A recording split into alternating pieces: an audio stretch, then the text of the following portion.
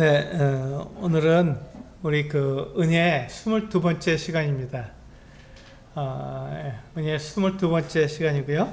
오늘의 제목은요, 우리에게 하나님의 말씀을 기록해 주신 것이 은혜입니다.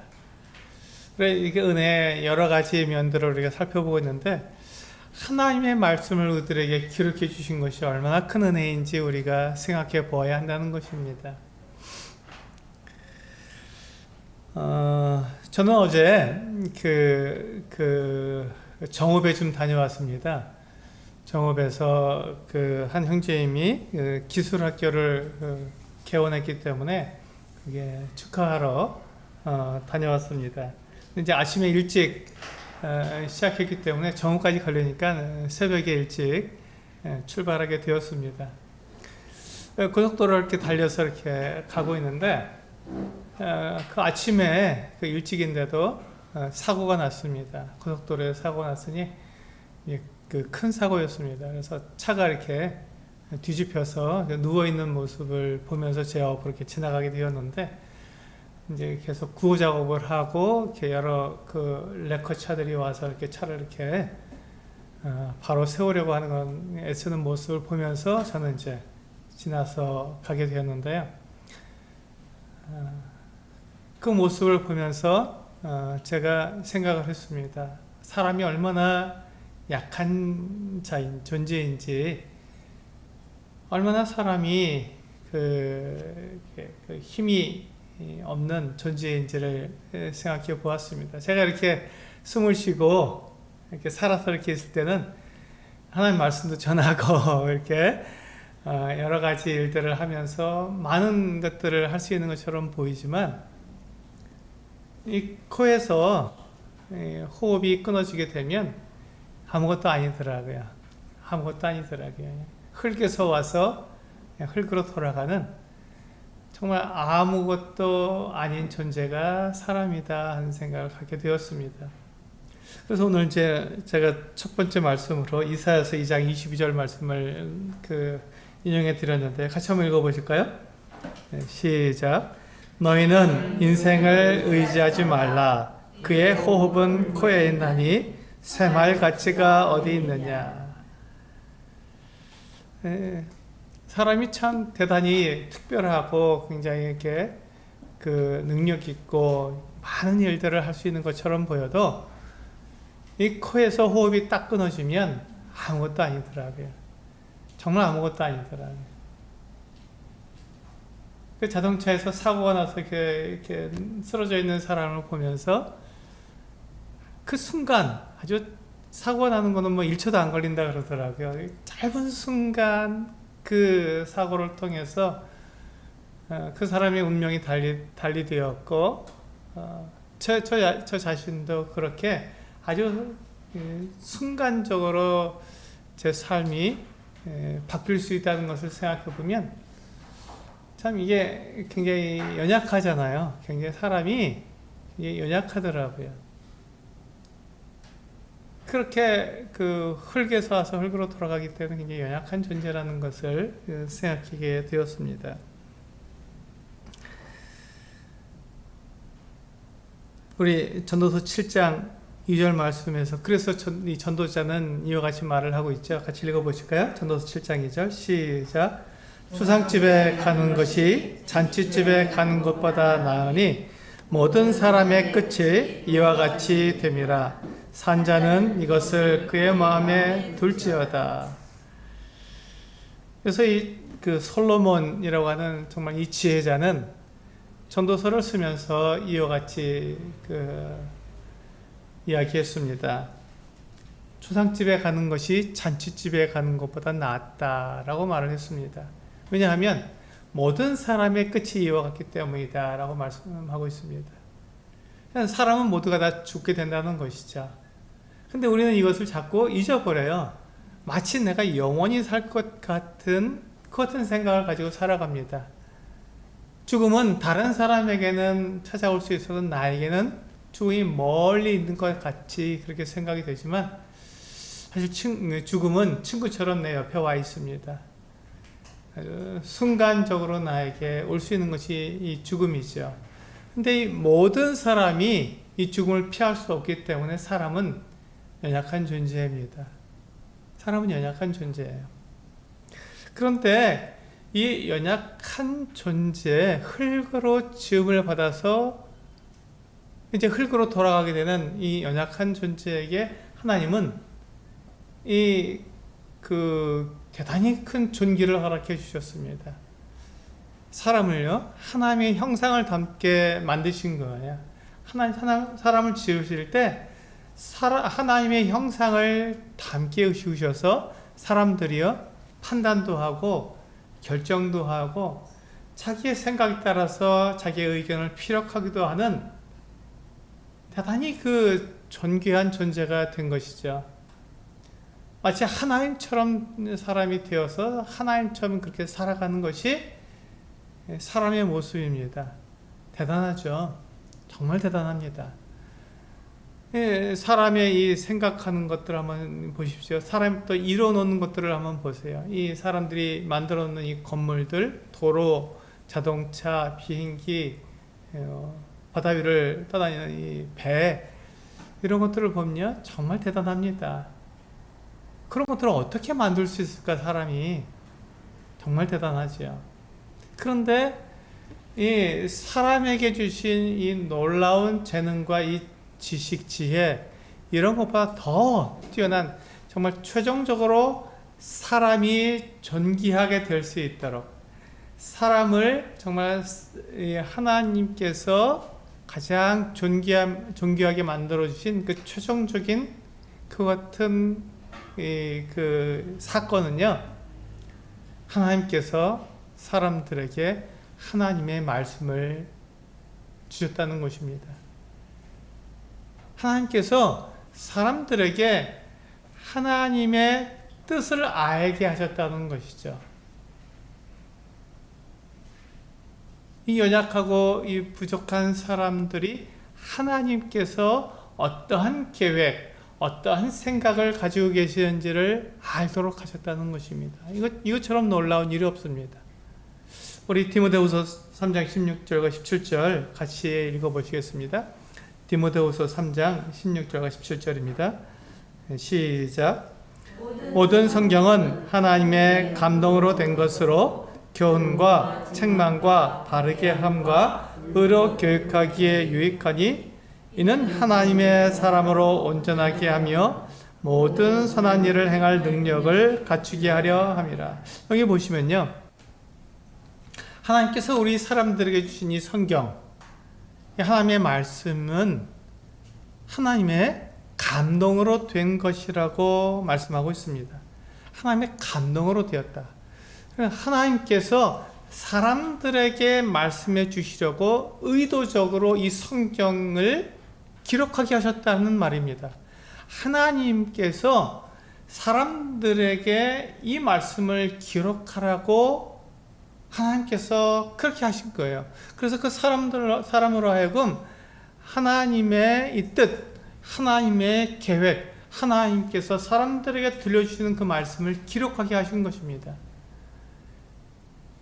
하나님께서 지금 사람들에게 들려주시고 하시는 그 일을 사람이 알게 하셔서 그것을 사람들이 이해할 수 있는 언어로 기록하게 하신 것이죠.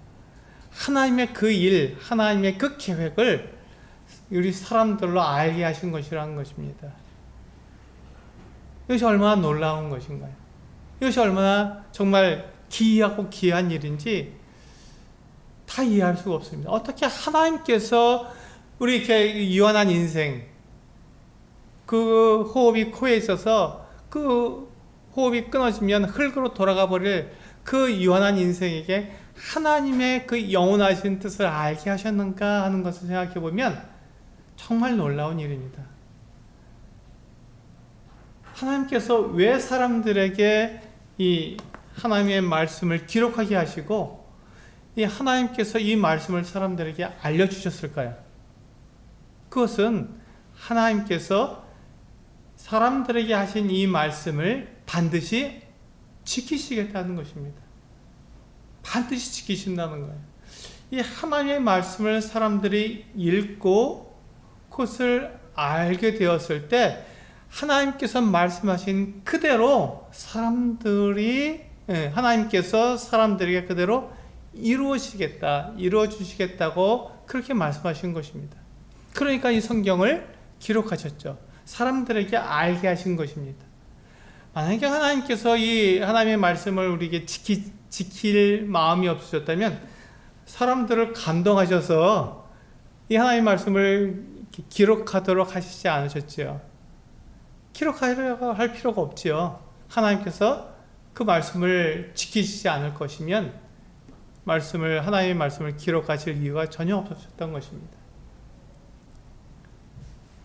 그래서 이 하나님께서 하나님의 이 감동으로 하나님의 성령을 통해서 사람들로 하여금 이 하나님의 말씀을 기록하게 하신 것, 이것은 정말 놀라운 일입니다.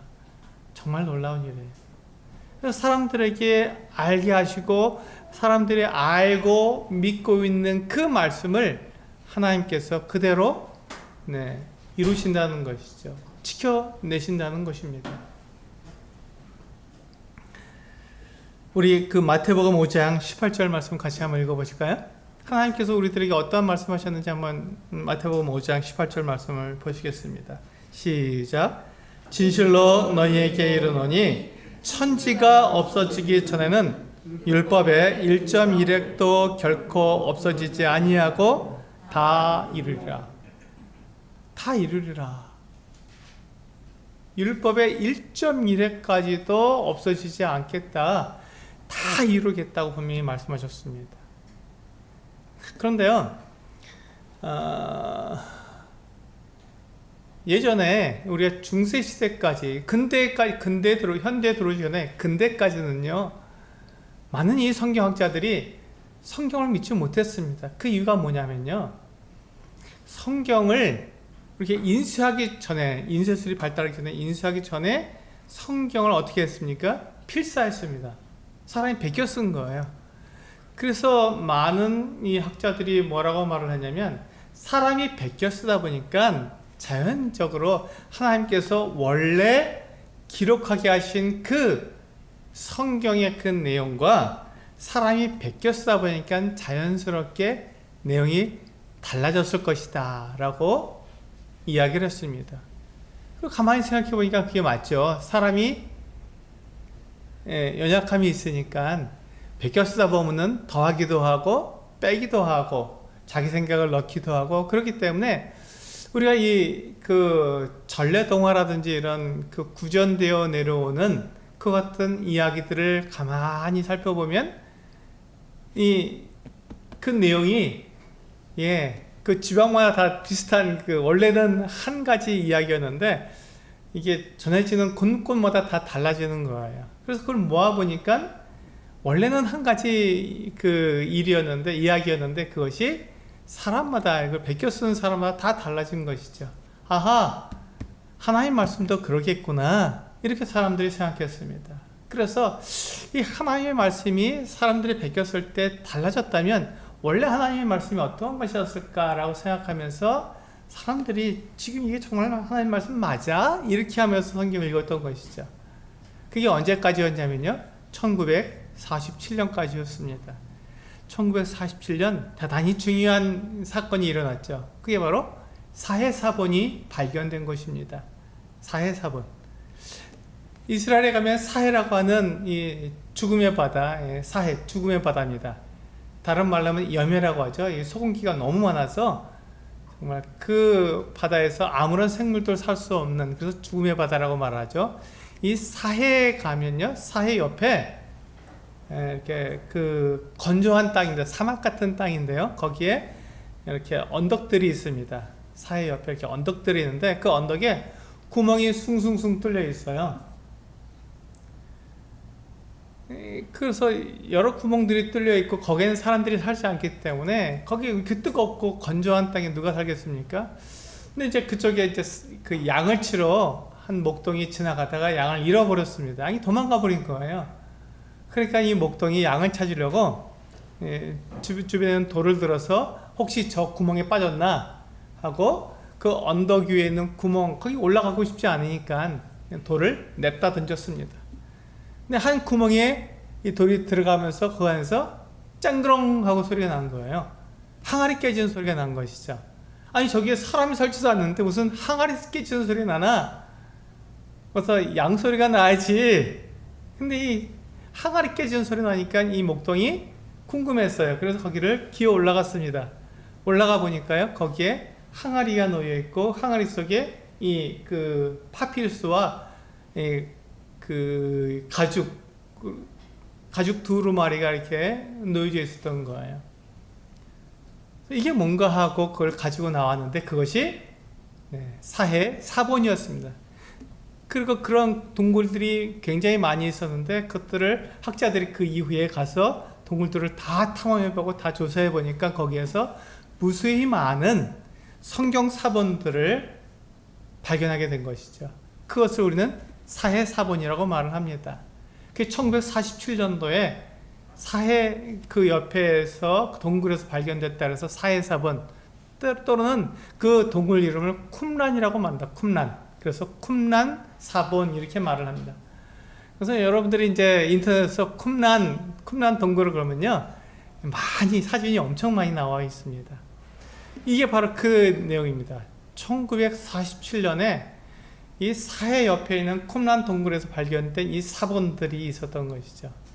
그래서 이 그 많은 과학자들이 이 사본이 언제적 기록된 것인가를 조사해 보았더니 주전 3세기부터 주후 1세기까지 약 400년에 걸쳐서 기록이 되었는데, 일반적으로 한 주전 200년 전에 주로 기록되었다고 합니다.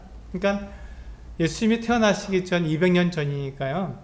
발견될 때까지 약 2000년 넘도록 그곳에 이렇게 잘 숨겨져서 보관되어 있었던 거예요.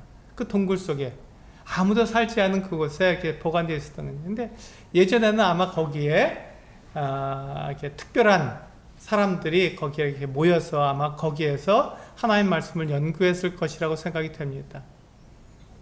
그 사람들이 어떤 이유로 다 떠나게 되고 그 책들은 남아 있었던 것이죠. 그 두루마리들은 남아 있었는데요, 그것이 2000년 동안 사람들에게서 잊혀지고 그냥 거기에 그렇게 그냥 보관되어 있었던 것이죠.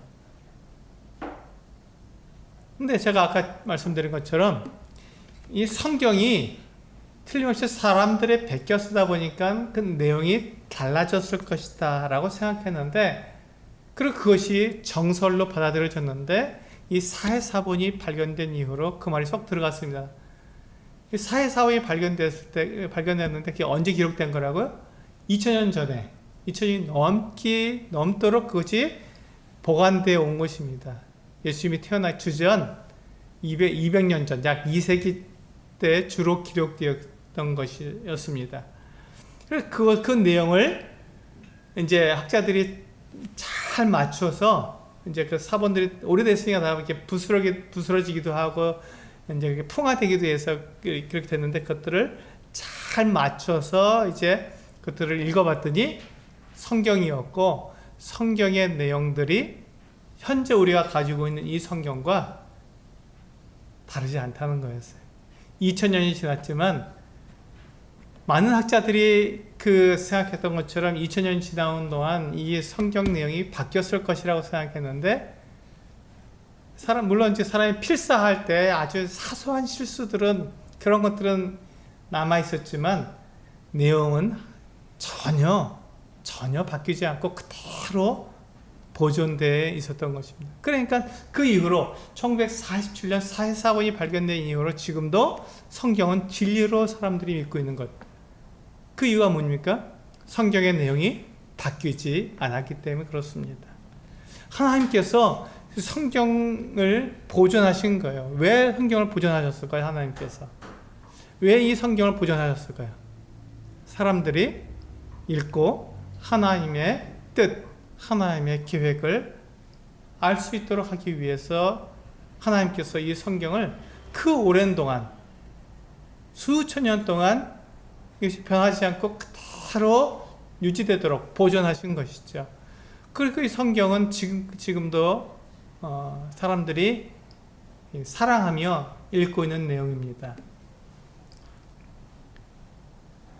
그렇다면 하나님께서 이 하나님의 감동하심으로 사람들에게 기록하게 하셨고, 그 사람들이 읽게 하셨고, 하나님의 뜻을 알게 하셨다면, 하나님께서는 이 성경에 기록되어 있는 내용 하나하나를 정확하게 이루실 계획이기 때문에 성경을 기록하게 하셨고, 그 내용을 조금도 변함없이 보존해 주신 것이죠. 그래서 우리는 하나님께서 이 말씀을 기록해 주신 것이 은혜라고 말을 합니다. 은혜라고 말을 합니다. 우리 같이 연약하고 그 부족한 사람들이 하나님의 그 뜻을 알 수 있다는 것, 하나님의 그 계획을 알 수 있다는 것이 얼마나 놀라운 일인지요. 그런데 우리가 이 말씀을 보면서 한 가지 더 생각해야 되는 것이 있는데요. 하나님께서 이 하나님의 그 뜻, 하나님의 계획을 사람들에게 기록하셔서 사람들에게 전해주셨다면, 이 성경을 읽고 듣고 믿는 모든 사람들에게 하나님께서 말씀하신 것을 반드시 지키신다는 것입니다. 그렇다면 여기에 차별이 있을 수 있을까요? 어떤 사람들은 중요한 사람이니까 하나님께서 약속하신 것을 지키시고, 나같이 부족하고 보잘것 없고 별로 중요하지 않은 사람들에게는 하나님께서 하신 약속을 무시하고 지키지 않아도 될까요?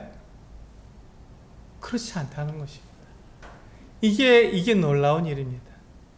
하나님께서 하신 이 하나님의 말씀은요, 그 사람이 누구이든지 상관없이, 그 사람이 높은 사람이든지 낮은 사람이든지, 그가 어른이든지 어린아이든지, 그가 남자든지 여자든지, 그가 자유인이든지 그가 종이든지 전혀 상관없이 하나님께서 하신 이 말씀을 듣고 읽고 믿은 그 사람에게 정확하게 이루어 주시다는 것이죠.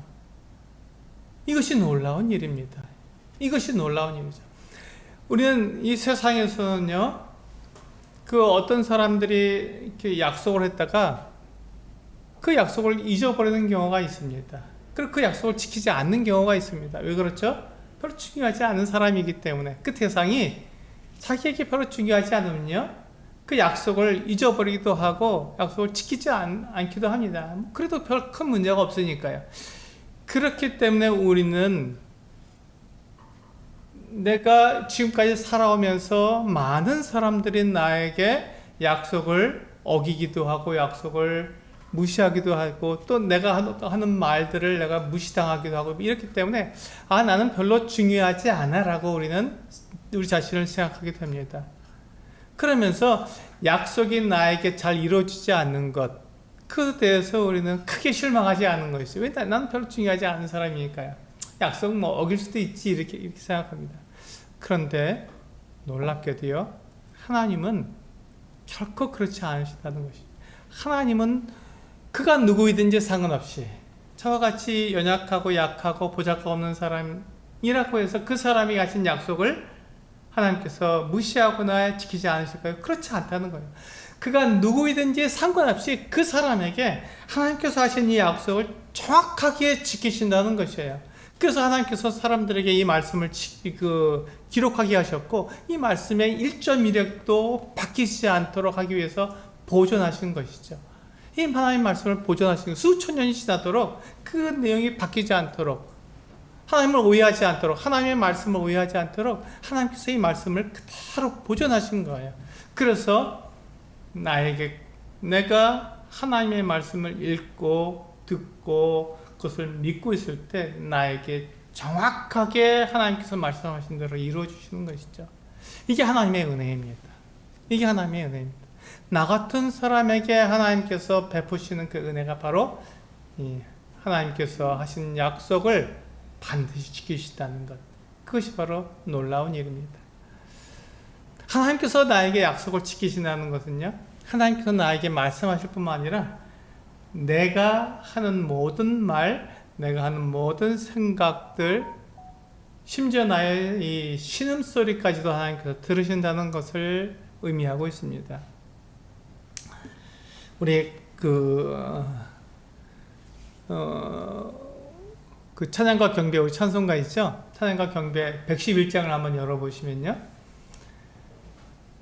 네, 우리 찬양과 경배 우리 111장을 한번 열어보시기 바랍니다.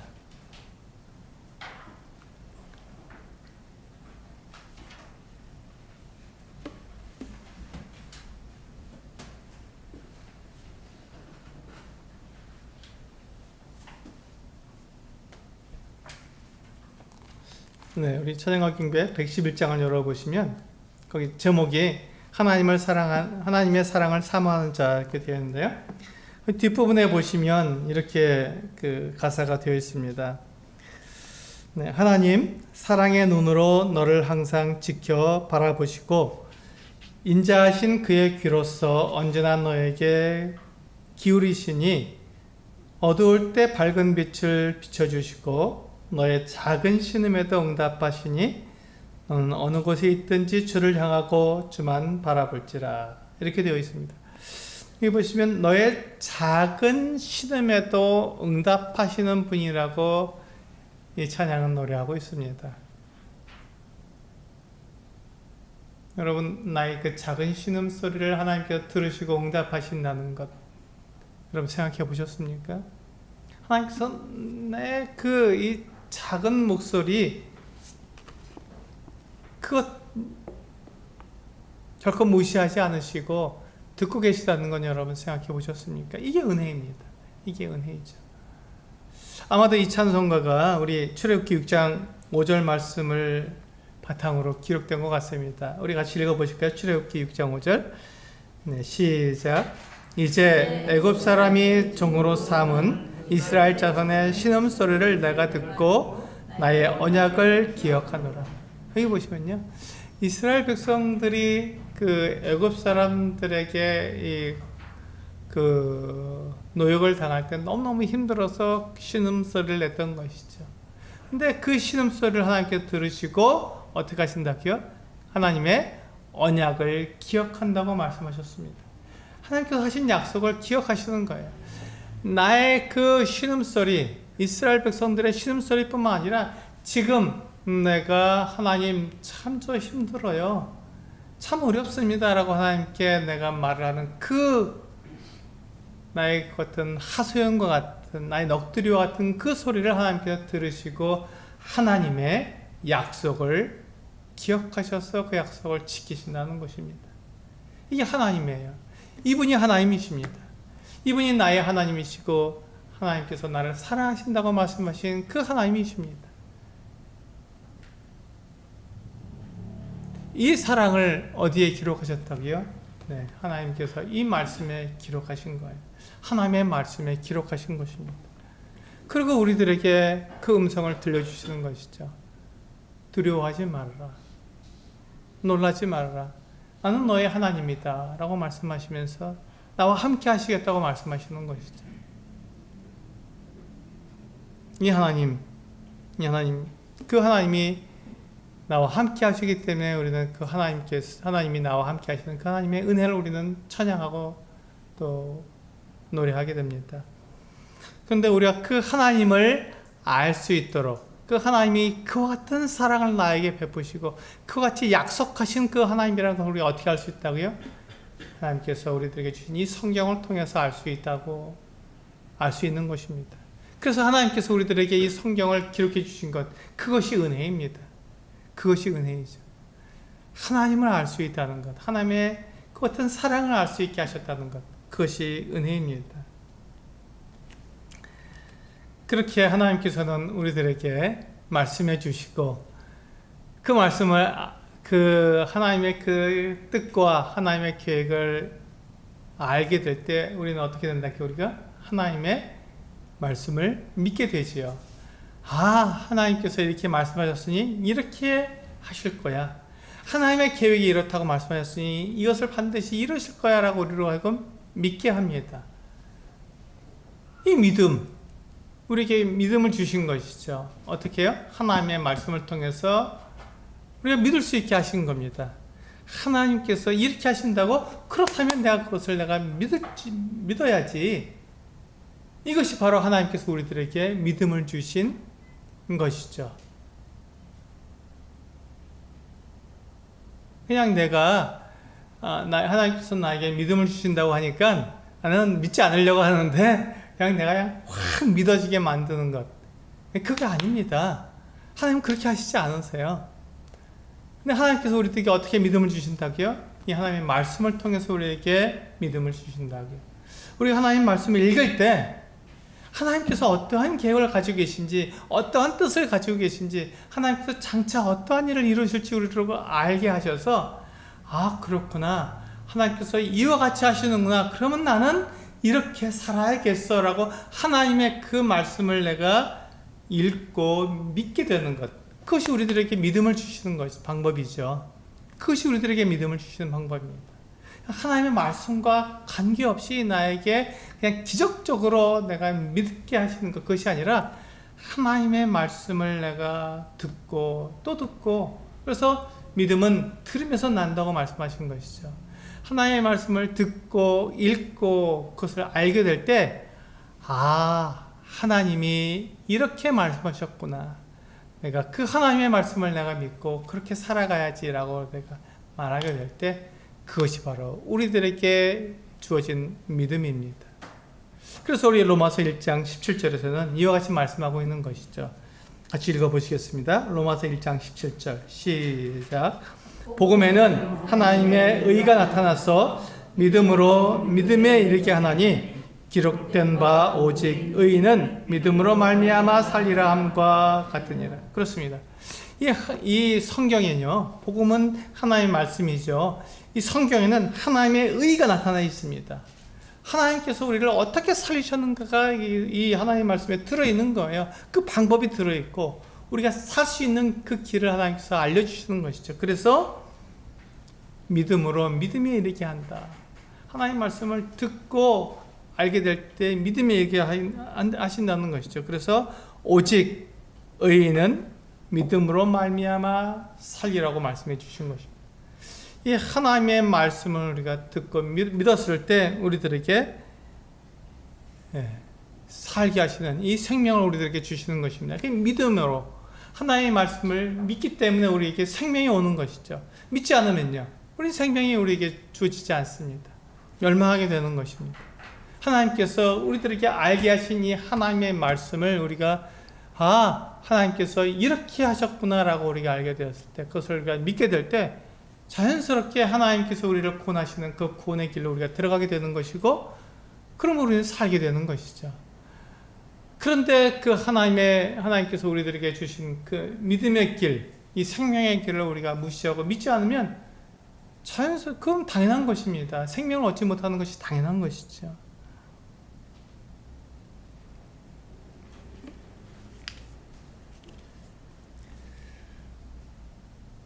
하나님께서 우리들에게 말씀을 주실 때 그냥 말씀을 주시지 않았다고 말씀하십니다.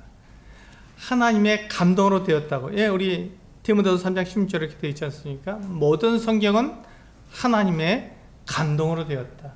하나님께서 사람들에게 기록하게 하신 거예요. 하나님의 뜻을 정확히 사람들이 알 수 있도록 하나님께서 그 사람을 감동하셔서 하나님의 뜻을 기록하게 하신 거예요. 그러니까 우리가 성경을 읽을 때 이것을 우리가 사람의 말로 읽지 않고 사람의 글로 읽지 않고 하나님께서 나에게 이렇게 말씀하셨어, 그렇게 우리가 읽게 되는 것이죠.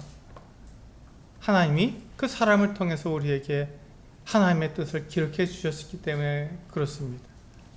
그래서 우리는 하나님의 말씀을 믿는 것이죠. 그렇다면 우리는 우리가 성경을 읽고 여기에 기록되어 있는 하나님의 그 말씀, 하나님의 그 뜻, 하나님의 그 계획을 우리가 알게 되었을 때 우리는 어떻게 해야 합니까? 하나님의 말씀대로 우리는 살아야 합니다. 하나님의 말씀대로 사는 것, 그것이 이 성경을 우리에게 주신 이유며 목적이죠.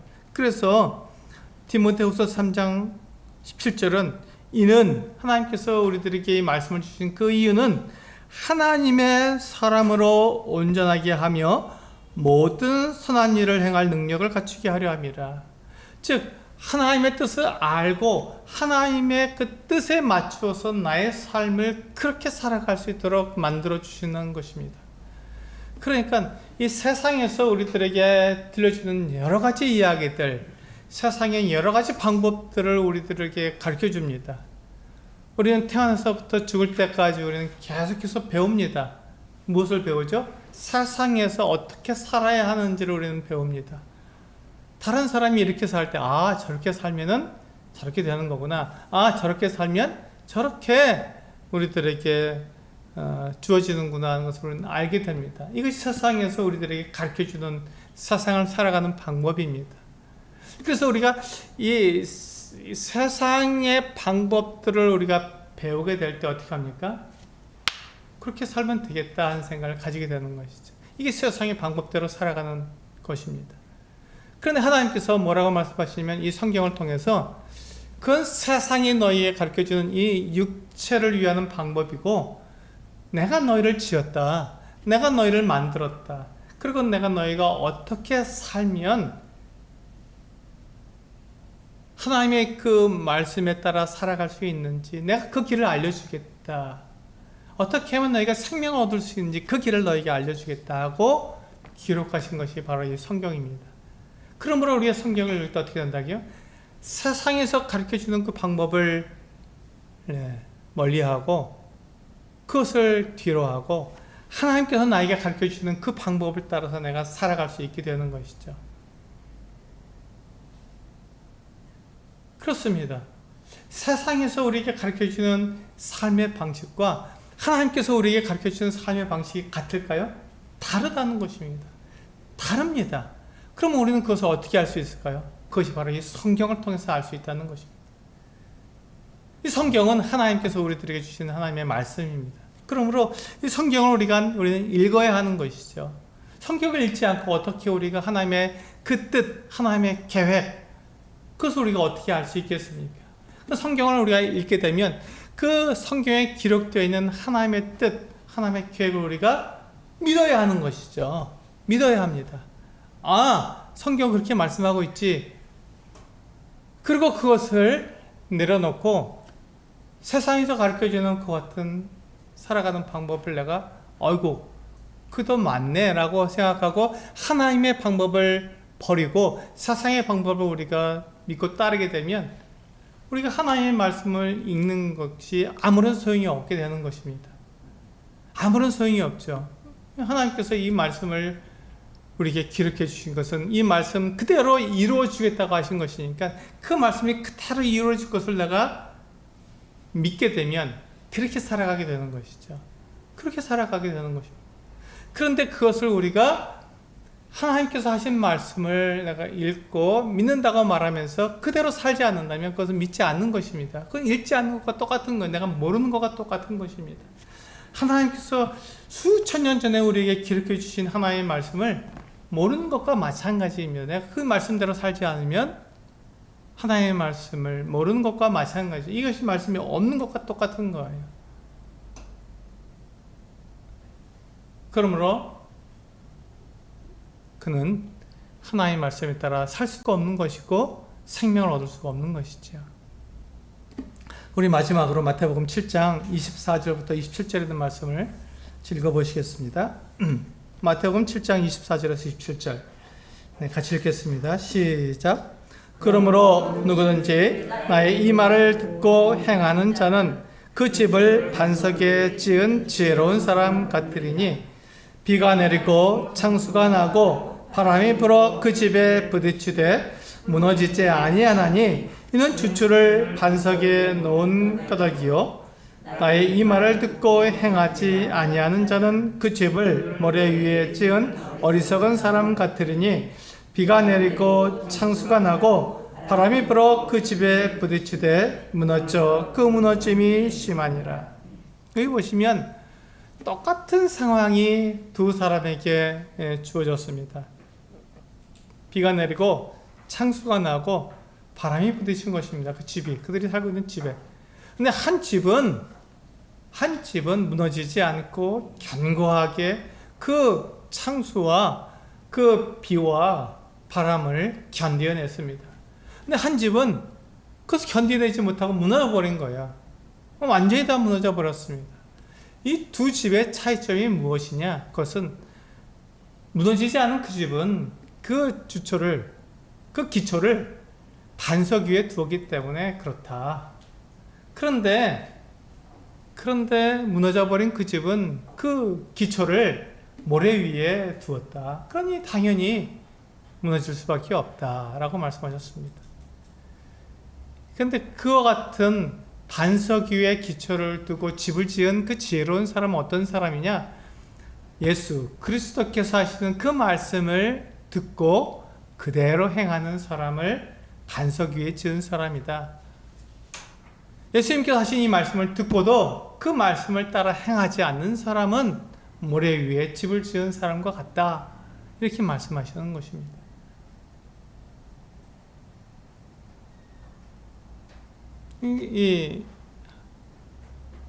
우리가 하나님의 말씀을 알면서 그 말씀을 따라가지 않고 그 말씀을 따라 우리가 살지 않으면 어리석은 사람이라는 것이죠. 하나님의 말씀을 알지 못하는, 믿지 않는 어리석은 사람이라는 것입니다.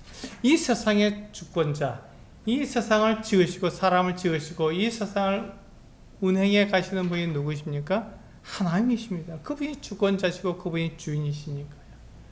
그분의 뜻대로 이루어지는 것입니다. 그런데 그 하나님께서 우리들에게 이렇게 수천 년 전에 이미 이 말씀을 우리들에게 기록하셔서 하나님의 감동으로 기록하셔서 우리들에게, 사람들에게 알게 하셨습니다. 그 하나님의 뜻을 알게 하신 거예요. 우리가 어떻게 살아가야 되는지를 정확하게 말씀해 주신 것이죠. 그래서 이 하나님의 말씀을 우리에게 읽고 믿게 하셨습니다. 그렇게 살아가라는 것이죠.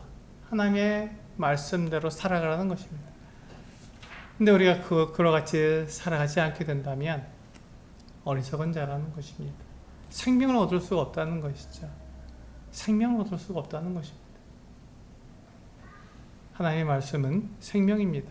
하나님의 말씀은 진리이기 때문에 그렇습니다.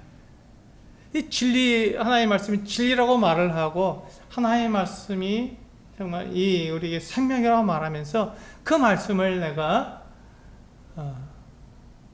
믿지 않는다면, 그 말씀대로 내가 따르지 않는다면 하나님의 말씀이 진리라는 것이 무슨 소용이 있으며 그 말씀이 생명이라는 것이 무슨 소용이 있겠습니까? 하나님께서 우리들에게 그 하나님의 말씀을 우리들에게 기록해 주신 것이 은혜입니다. 하나님의 뜻을 알게 하셨으니까요. 그리고 그 말씀을 보존해 주셨습니다.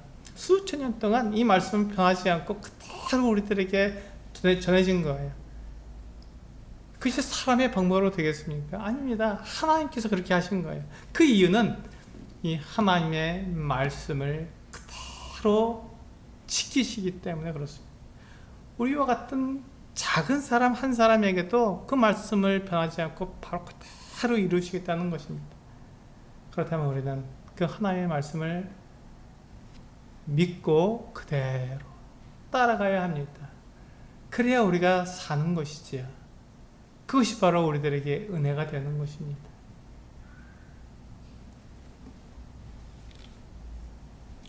이 세상의 그 어떤 지식과 그 어떤 이론으로도 이 하나님의 말씀을 결코 넘어설 수 없습니다.